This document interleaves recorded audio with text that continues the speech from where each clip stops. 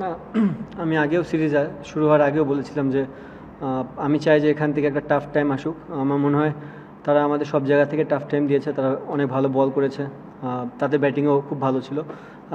Obviously আপনি যখন continue বেসিসে রান করবেন না, চিন্তার কোনো বিষয় না, বিকজ এখানে যারা ক্রিকেট খেলে তারা প্রুভেন, অনেকদিন ধরেই খেলে আসতেছে।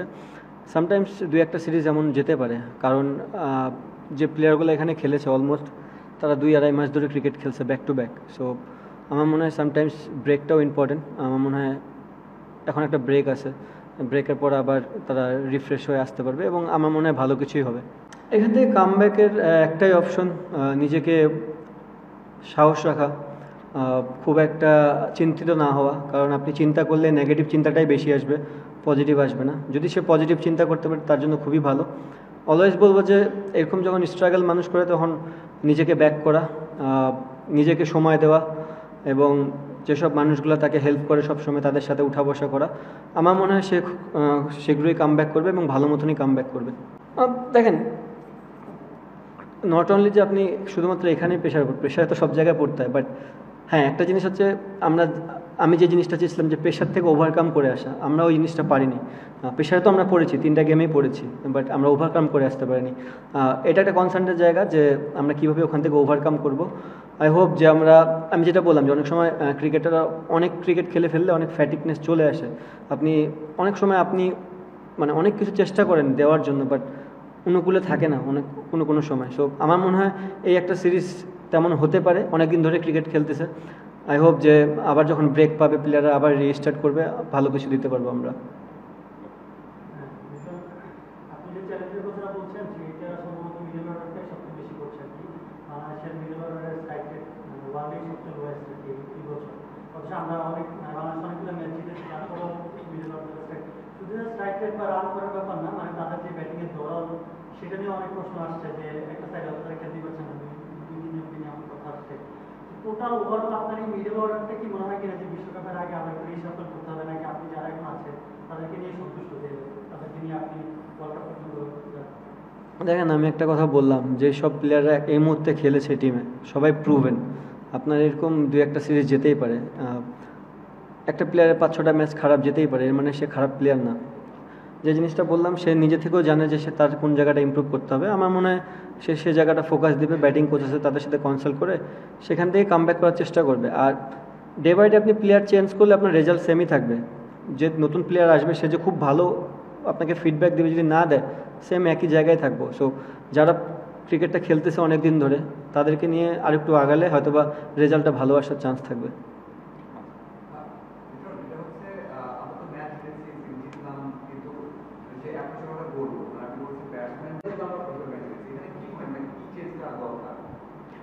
দেখেন ভাইয়া, জিনিসটা হচ্ছে আপনি যদি 200 উইকেটে খেলেন তাহলে ব্যাটসম্যানরা রান করবে, না করার কোনো কিছু নেই। আপনি 200 উইকেটে যদি 160 রান জিততে পারবেন না। সো আপনি যদি আফগানিস্তান সিরিজ বলেন, আমরা কত করেছি? 160 ডিফেন্ড করেছি, রাইট? সো আপনাকে যদি সার্ফিস বিহেভ করে 160-এর মতন, আপনার সব ব্যাটসম্যানের স্ট্রাইক রেট হাই থাকবে না, 2-1টা ব্যাটসম্যানই থাকবে। সো আপনি যদি এখানেও চিটাগাংয়ের খেলাটা দেখেন, প্রথম 2টা গেমে 165 আর 150। সো 2-1টা ব্যাটসম্যানই স্ট্রাইক রেট হাই থাকবে, সবাই ওখানে হাই দিতে পারবে না। বাট আজকে যে খেলাটা ছিল, আমি মনে করি আজকে টোটালি আমরা ফার্স্ট ইনিংসে ভেরি আনলাকি। কিছু কিছু জিনিস আমাদের হাতে নাই, আমরা কন্ট্রোল করতে পারবো না, আমরা ওয়েদার কখনোই কন্ট্রোল করতে পারবো না। একটা জিনিস হচ্ছে আমরা প্রেডিক্ট করতে পারি একটা উইকেট দেখে, আমরা যে প্রেডিকশনটা নিয়েছি, তারাও দেখেন 3টা লেফট আর্ম স্পিনার খেলিয়েছে, তার মানে কি তারাও এই ধারণাটাই করেছে উইকেট থেকে টার্ন পাবে এনাফ, এবং সেই জিনিসটাই হয়েছে। এখন আমাদের অনুকূলে অনেক কিছু নাই। ফার্স্ট 2 গেমে আমরা খুব একটা ডিউ দেখিনি, আজকে গেমে টোটালি ডিউ। সো এখন আমরা যখন ব্যাটিং করেছি টোটালি 20 ওভার একটু শুকনো উইকেট ছিল এবং বল গ্রিপ করতেছিল খুব ভালো মতন, বাট তারা যখন ব্যাটিংয়ে আসছে তাদের ফরে চলে গেছে সব কিছু। সো কিছু কিছু জিনিস আছে যেগুলো আপনার কন্ট্রোলে থাকবে না, বাট চেষ্টাটা আমাদের কমতি ছিল না। ওই জায়গাটায় আমাদের বলাররা ভালো এফোর্ট দিয়েছে, যেহেতু ডিউ পড়েছে উইকেট খুব ভালো হয়ে গেছে ব্যাটিংয়ের জন্য। এখানে যদি আমরা ফার্স্ট ইনিংসে 200 রান করতাম, যেটা পসিবল না, কারণ উইকেটে আপনি 200 করতেও পারবেন না। সো যেটুকু ছিল আমার মনে হয় এনাফ ছিল, যদি গ্রাউন্ডটা ড্রাই থাকতো, যদি ডিউটা না পড়তো।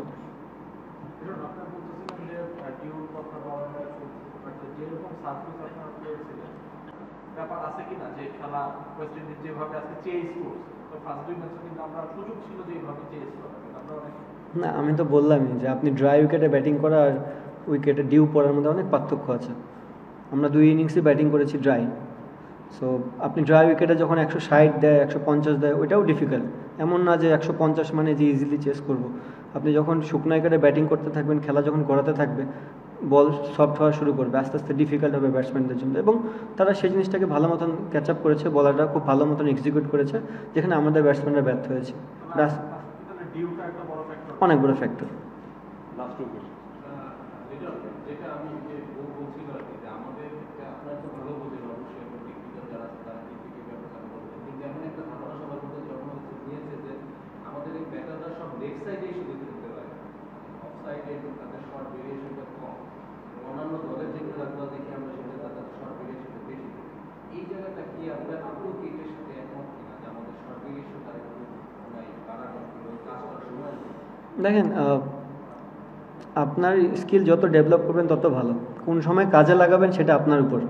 বাট কারো যদি স্কিল অনেক বেশি থাকে, সেখানে তো খারাপ হওয়ার কোনো কিছু না। সো অবভিয়াসলি আমাদের ব্যাটসম্যানদের স্কিল বাড়াতে হবে, সব ধরনের শটই খেলতে হবে।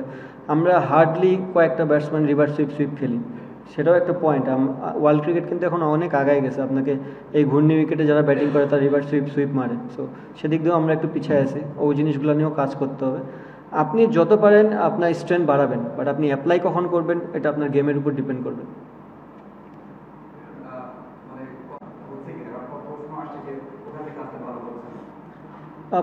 একটা জিনিস হচ্ছে ভাইয়া, একটা শিক্ষক আপনাকে একটা সাজেশনই দিতে পারবে, সে তো 22 গজে যায় খেলবে না। সো আপনাকে একটা ধারণা দিতে পারবে, ওই ধারণাটা আপনাকে নিয়ে আপনাকেই খেলতে হবে, অ্যাপ্লিকেশন আপনারই করতে হবে। আমার মনে হয় আমাদের যে প্রশিক্ষকরা আছে তারা সম্পূর্ণভাবে আমাদের সাপোর্ট করতেছে, এবং আমাদের ব্যর্থতা যে আমরা ওখানে ভালো মতন ডেলিভার করতে পারিনি। আই হোপ যে প্লেয়াররা এই জিনিসটা থেকে লার্ন করবে এবং শিখে আমরা খুব ভালো মতন এটা ডেলিভার করতে পারবো সামনে। আপনি বারবার ফ্যাটিকের কথা বলছেন, না নিতে পারছেন না, বা আপনার একটা সমস্যা হচ্ছে? না না না, এখানে ফ্যাটিকের জিনিসটা যেটা বললাম যে ভাই, আপনি কন্টিনিউ বেসিসে প্লেয়াররা, আপনি যদি দেখেন আমরা নেদারল্যান্ড সিরিজের আগে আমরা ক্যাম্প করেছি, ফিটনেস ক্যাম্প, দেন স্কিল ক্যাম্প সিলেটে, দেন নেদারল্যান্ড সিরিজ, দেন ইউইতে এশিয়া কাপ শেষ করে আফগানিস্তানের সাথে টি-20 শেষ করে ওয়ানডে শেষ করে অস্ট্রেলিয়ার সাথে ওয়ানডে, দেন টি-20। এক্সেপ্ট আমি ব্যতীত, আমি ইনজুরিতে ছিলাম, আমি বাসায় সময় পেয়েছি। ম্যাক্সিমাম প্লেয়ারই তো ওই ফরম্যাটটাই খেলেছে। সো সামটাইমস প্লেয়ারদেরও রেস্টের দরকার আছে, কারণ আপনি যখন কন্টিনিউ বেসিসে ক্রিকেট খেলবেন এবং অনেক কিছু আপনার অনুকূলে যাবে না, তখন এই প্লেয়ারগুলো যদি ব্রেক পায়, যেমন এখন আমার মনে হয়, আই হোপ যে আমাদের টি-20 সিরিজটা শেষ, এখন অ্যাটলিস্ট মিনিমাম প্লেয়াররা 10 দিনের মতন ব্রেক পাবে নিজেকে রিস্টার্ট করার জন্য।